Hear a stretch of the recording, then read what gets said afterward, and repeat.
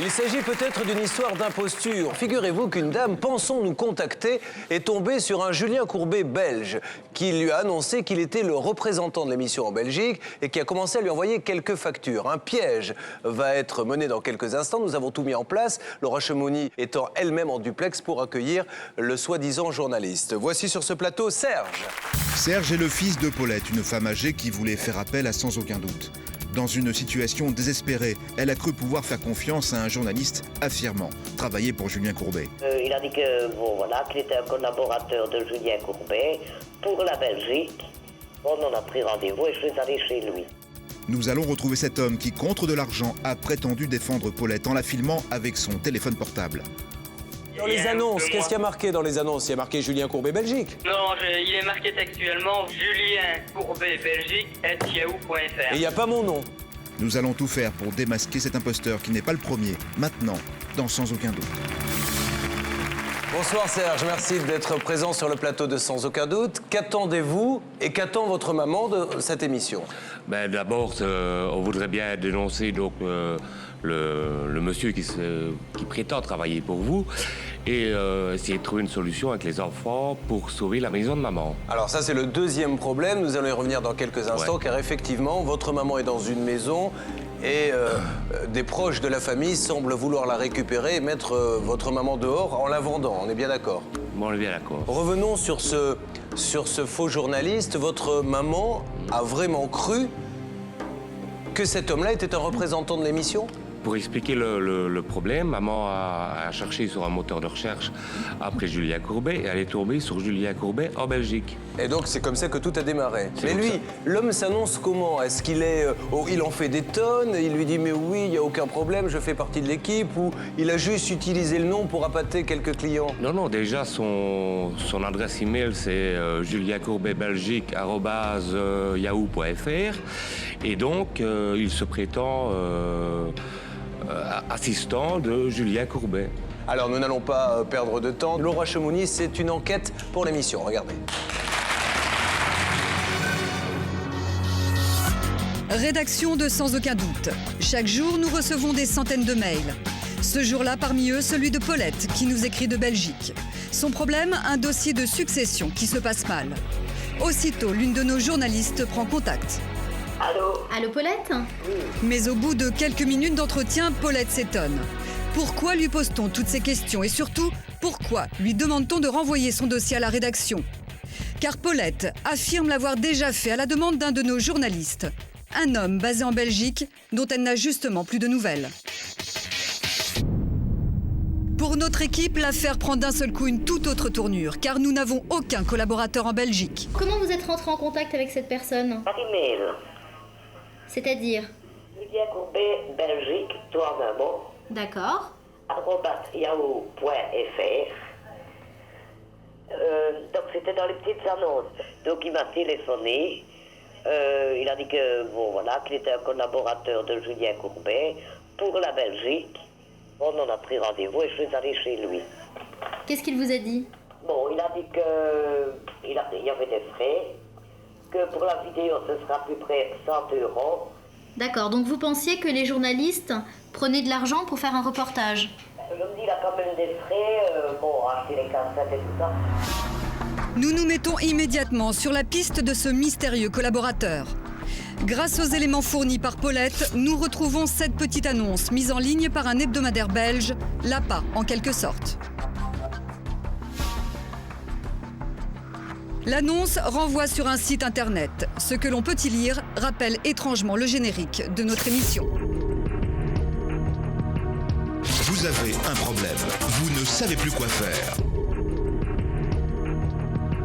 Nos journalistes et nos spécialistes sont là pour vous. Il existe une solution, c'est Sans aucun doute. Alors avec l'aide de Paulette, nous décidons de tendre un piège à cet imposteur. À notre demande, elle l'appelle sous prétexte de se faire préciser quelques points concernant le reportage. Mais cette fois-ci, Paulette sait qu'elle a affaire à un faux journaliste. Elle joue le jeu. Moi, ma passion, c'est le reportage, voyez-vous. Oui. Je veux pas non plus arnaquer les gens et tout ça. Le problème, c'est que je dois demander une petite participation. Mais je sais pas, moi, qu'est-ce que vous savez donner? 50 €, ça va, ça? Faut qu'on comprenne votre problème, voyez-vous? Votre attristement, si je puis dire. Vous comprenez ce que je veux dire? Oui, parce qu'en plus ça, je suis en pleine dépression, ça ne va pas... Voilà. Mais non, mais si, justement, ça touche beaucoup plus. Écoutez, on ne se rend pas compte, mais de voir l'image, ça donne beaucoup plus que l'écrit. Donc il faut l'appuyer par un peu une tristesse de votre part à l'image, hein. Et pour toucher, c'est ces dossiers-là qui passent, hein. C'est malheureux à dire, mais c'est comme ça, hein. 3 jours plus tard, le piège est tendu. Paulette a donné rendez-vous chez elle, au faux collaborateur. Elle dit vouloir le revoir avant le reportage pour être rassurée. Une fois encore, faux prétexte. En réalité, nous avons tout organisé pour piéger l'imposteur sans nous dévoiler. Nous voulons nous assurer que l'homme entend réellement faire un reportage contre de l'argent. Bonjour. Serge, l'un des fils de Paulette, est lui aussi présent. Bonjour Paulette. Bonjour Laura. Ça va bien? Bon, ça va. Paulette, quand vous avez rencontré cet homme, est-ce que vous pouvez me le décrire? Comment il était? Sûr de lui, curieux, mais surtout pressé de conclure une affaire. Est-ce que vous avez eu des doutes? Est-ce que vous avez trouvé cette rencontre un peu louche? On a trouvé son comportement bizarre parce que il fallait de l'argent à tout prix. Et effectivement, un petit peu après à la télévision, on a vu que Julien Courbet faisait tout gratuitement. Qu'est-ce qui vous a surpris en arrivant chez lui? Déjà, donc, quand on rentre dans sa pièce, la première chose qu'on voit, c'est son lit. Derrière le lit, il y a un canapé qui a bien vécu, avec des trous dedans, etc. Donc, il y avait un genre de petite télévision, là, un truc de camping. Il n'y avait rien de luxe, quoi. Pour un type qui travaille pour Julien Courbet, je suis un peu étonné, quoi.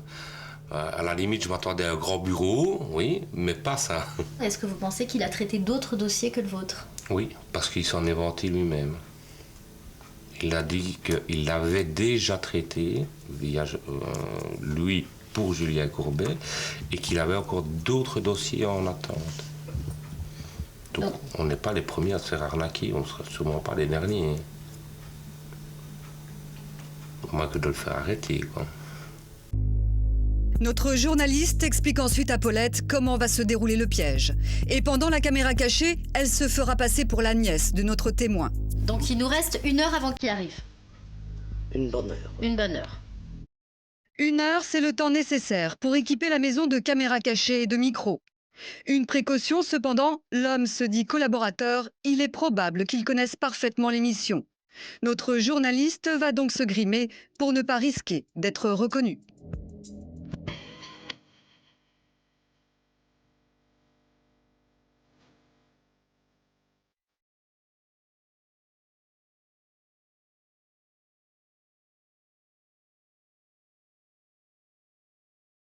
Il est 15h, tout est en place. Le faux collaborateur arrive chez Paulette, mais il n'est pas seul. Curieusement, sa femme l'accompagne.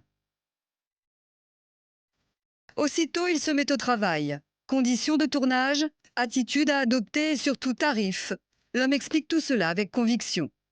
En réalité, il raconte n'importe quoi et Paulette aurait pu le croire si nous n'avions découvert la supercherie. Oui, mais Julien Courbet, il se base sur quoi? Sur le fait, comment? ou bien sur l'impact. Ça doit être pitoyable comme sujet, vous voyez? Vous comprenez ce que je veux dire? Oui. Je ne sais pas vous garantir que vous allez passer à Julien Courbet, moi. Il faut mettre tout en œuvre pour y passer. Disons que moi ils sont au courant, c'est la maison qui est Sud Télévision en France, ils sont au courant que je mets des annonces avec l'adresse internet Julien Courbet Belgique, donc même le journal est au courant, il n'y a aucun problème, donc ça, j'utilise son nom, il n'y a pas de problème. Mais moi malheureusement, je ne peux pas faire comme en France et prendre des dossiers gratuitement. C'est pas possible. Il faut aller faire un reportage aux caméras cachées. Ce que j'ai besoin de savoir, parce que c'est moi qui paye... Parce que c'est là-dessus que sur les émissions vous voulez faire passer, c'est là-dessus qu'ils jouent aussi.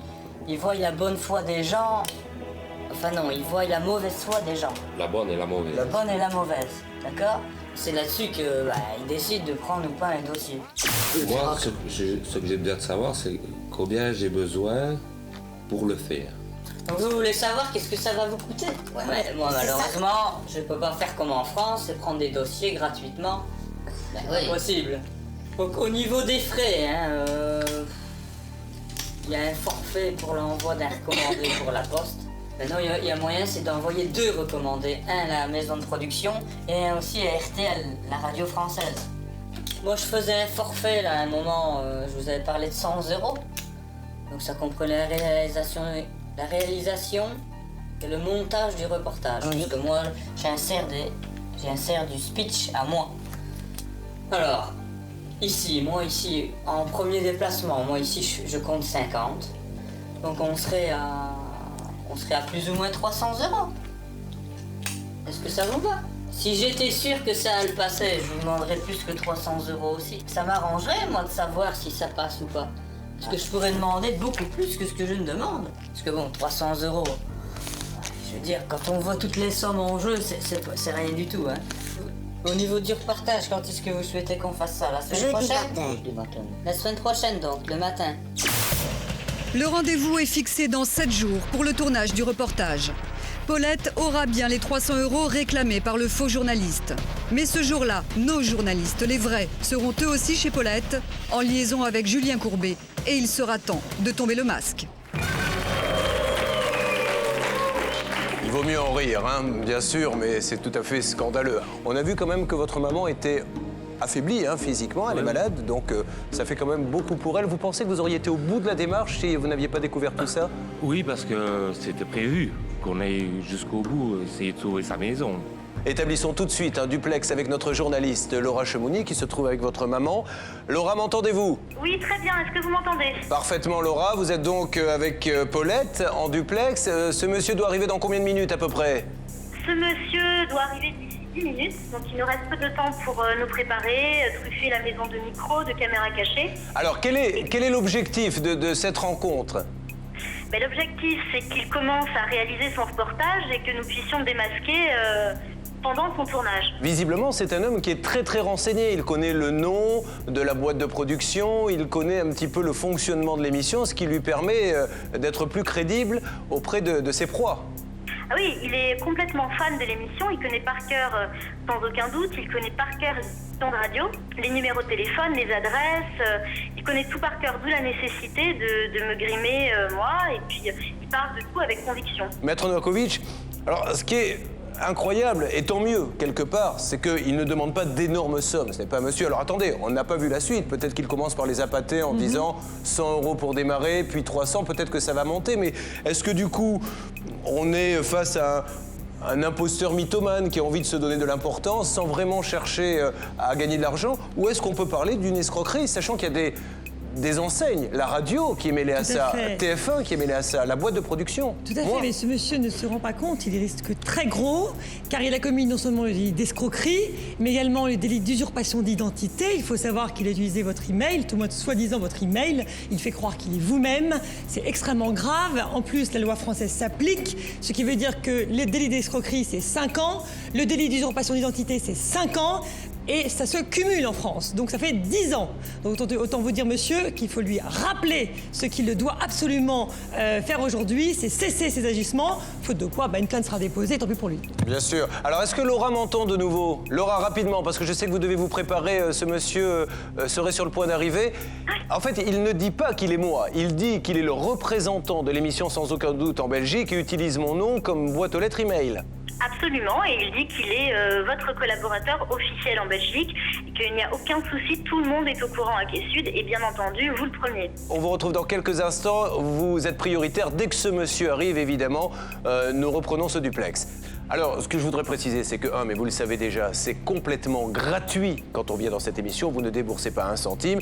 Et Maître Michel également, vous-même avocat, ne prenez pas d'argent pour les témoins. Vous avez vos cabinets, certes, à côté, mais en ce qui concerne l'émission, personne ne paie rien, aucun des avocats, aucune consultation, rien du tout. Et ça nous serait interdit, puisque les personnes qui s'adressent à l'émission ne sont pas nos clients, mais sont les utilisateurs de l'émission. Nous consultons l'émission. Voilà, il nous faut quelques secondes d'installation avant que ce monsieur arrive. Vous allez suivre ce duplex dans quelques instants. Je vous propose, le temps qu'il arrive, de démarrer tout de suite une autre affaire. Et puis, dès que ce monsieur intervient, nous reprendrons bien sûr le cours de cette histoire. C'est parti. Il est temps maintenant de revenir sur notre première affaire. Paulette vit en Belgique. Elle nous avait contactés à cause d'un problème d'héritage. Nous avons alors rapidement compris que Paulette passait par un mystérieux intermédiaire, un Julien Courbet belge. Nous avons alors décidé de tendre un piège à cet homme en lui envoyant une de nos journalistes sous le pseudonyme de Sabine et qui s'est présentée comme étant une nièce de Paulette. Puis nous avons placé des caméras et des micros dans sa chambre. Sur le plateau, Julien Courbet se fait quant à lui passer pour le frère de Paulette. Oui, allô? Oui, bonjour, je suis l'oncle de Sabine. Bonjour. Ça se passe bien? Oui, on est en train de faire le reportage et là on va arriver à la partie principale. Je vais dire le résumé par Madame Eden de tout ce qui s'est passé. Hein. Pour connaître l'étendue de la supercherie, Julien Courbet se montre très intéressé par le travail de ce pseudo-journaliste.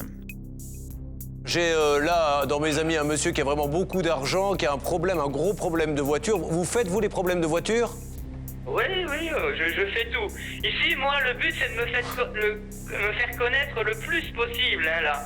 Donc, je veux des dossiers de qualité et des dossiers qui accrochent et donc qui seront susceptibles d'être pris à la télé. Hein. Alors lui, c'est pas un problème d'argent, parce qu'il en a vraiment beaucoup pour son histoire de voiture, mais bon, il va passer, je suppose, vous allez venir le filmer, il faut jouer un peu la comédie, il faut faire quoi? Ouais, on peut jouer la comédie, c'est sûr, mais il faut pas trop la jouer non plus. Il faut que ce soit relatif avec le problème qu'on a. Et il vous écrit où? Pardon? Il vous écrit où pour son arnaque? Ben, pour l'arnaque, vous mettez sur le site www anti-arnaque, tout collé sans trait d'union avec un S.be. Et vous l'avez? Il y a un petit bouton raconter son problème. Alors il y a un formulaire, il raconte son histoire, il met son GSM et tout ça. Si vous l'envoie, il est sûr de passer ou pas? Ah, sûr de passer, non, hein, monsieur. Il faut que je voie le cas aussi, hein. Ouais. Vous savez, j'ai une cliente il y a 2 jours qui me téléphone, me dit j'ai prêté 10 000 € à mon ex-mari sans reçu, sans rien. J'ai dit, écoutez, je saurais rien faire pour vous. Excusez-moi de vous poser la question. Comme il a beaucoup de sous, que c'est pas un problème pour lui, s'il paie, je pense que ça doit pouvoir arranger les choses, non? Moi, je n'ai pas de lien direct avec M. Courbet, donc malheureusement. Hein, mais vous le connaissez, Julien? Vous le connaissez, Julien Courbet? Vous pouvez pas l'appeler? Moi, je n'ai jamais rencontré personnellement M. Courbet. Moi, je fais des reportages et je les envoie sans aucun doute. Hein. Mais c'est eux qui vous paient pour les... Je le fais surtout pour la Belgique, puisque il y a rien en Belgique. Les gens en Belgique veulent passer sur TF1. Parce que c'est une émission qui les accroche. Bah, et pourquoi vous faites pas votre émission vous-même en Belgique?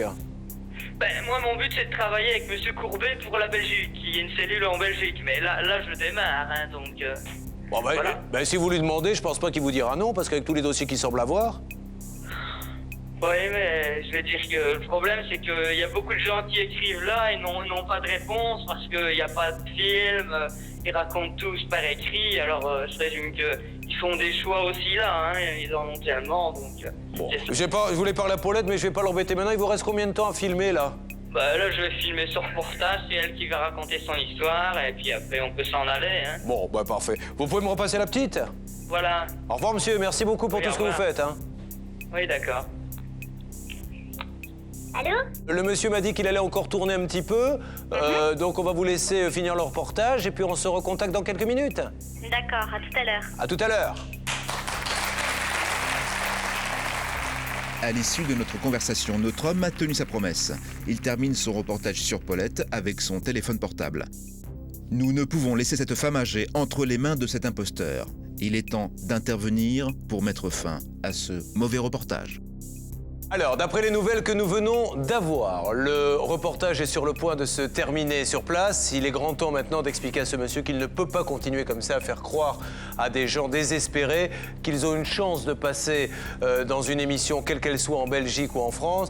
Et même si on note quand même qu'il n'y a pas une véritable envie d'enrichissement, parce que c'est des petites sommes, il pourrait demander beaucoup plus. Vous le savez, d'autres l'ont fait, des faux journalistes de l'émission qui demandaient des sommes astronomiques. Il ne peut pas continuer comme ça, ce n'est pas bien. On va essayer d'avoir un dialogue avec ce monsieur. On n'est pas là pour l'accabler, on est là pour lui dire qu'il faut arrêter et que ce n'est pas comme ça que l'on devient journaliste de toute façon et qu'on ne peut pas trahir la confiance des gens. C'est parti.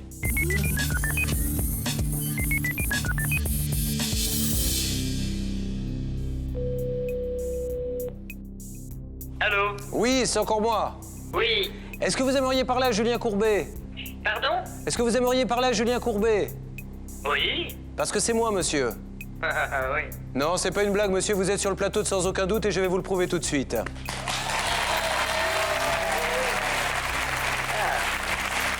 La jeune fille qui est avec vous est journaliste dans l'émission, monsieur. Ah bon? Et nous nous sommes aperçus de vos agissements il y a quelque temps. C'est pour ça que nous avons organisé cela, monsieur.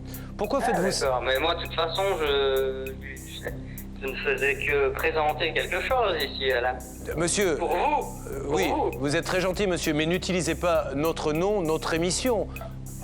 Vous ne pouvez pas appeler, vous faire appeler Julien Courbet Belgique, monsieur. Mais l'adresse internet, bah, c'est-à-dire que... Mais les gens pensent que c'est nous, monsieur. Qui est en fait, qui a pour but de... Est-ce que vous avez fait ça pour d'autres gens que Paulette? Non. C'est la première? Ouais. D'accord. Où avez-vous passé des annonces, monsieur, dans lesquelles il y a le nom de l'émission ou mon nom? Non, il n'y a pas votre nom, il y a simplement un nom d'adresse internet, Julien Courbet Belgique. Je vous l'ai envoyé par recommandé. Non, mais dans les annonces, qu'est-ce qu'il y a marqué dans les annonces? Il y a marqué Julien Courbet Belgique. Non, il est marqué textuellement, vous êtes victime d'une arnaque, point d'interrogation. Julien Courbet Belgique @yahoo.fr. Et il n'y a pas mon nom. Ben, il est mis sous forme d'adresse email, si vous voulez. Moi, et l'argent, monsieur, moi je ne demande jamais d'argent. Oui, mais moi ici, je passe des annonces, moi, hein. Mais monsieur, les gens qu'on accueille dans l'émission, on ne les recrute pas par petites annonces. Monsieur Courbet, je crois que vous êtes dans un état d'esprit où vous ne comprenez pas vraiment la réelle démarche de mon agissement.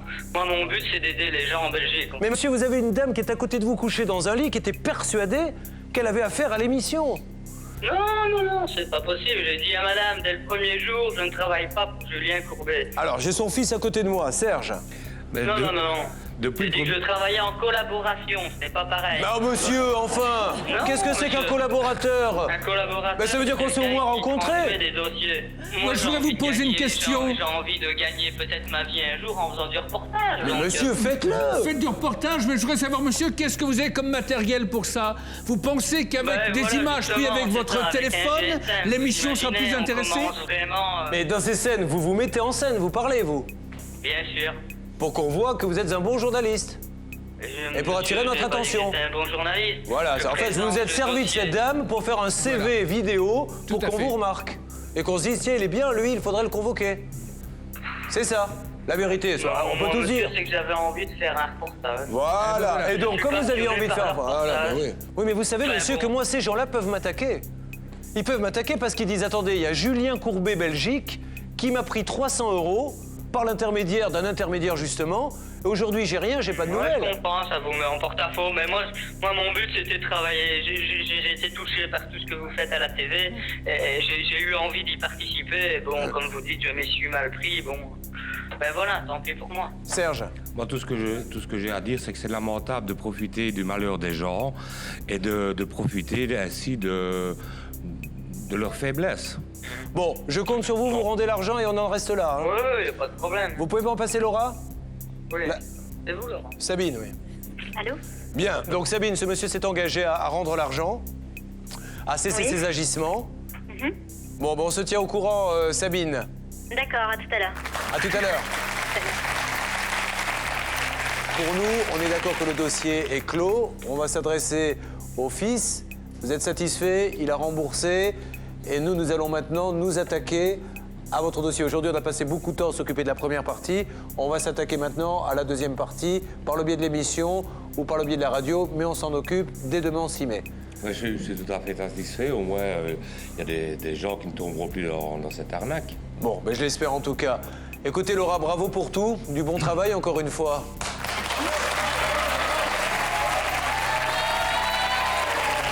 Merci, Laura. Merci, au revoir. Conclusion de cette affaire, on ne paie jamais quand on passe à Sans aucun doute. On ne passe à Sans aucun doute qu'en écrivant à l'adresse qui s'inscrit sur votre téléviseur, aucune autre adresse, uniquement celle-ci. Et puis le numéro de téléphone, il n'y en a qu'un, c'est celui qui s'affiche. Merci beaucoup.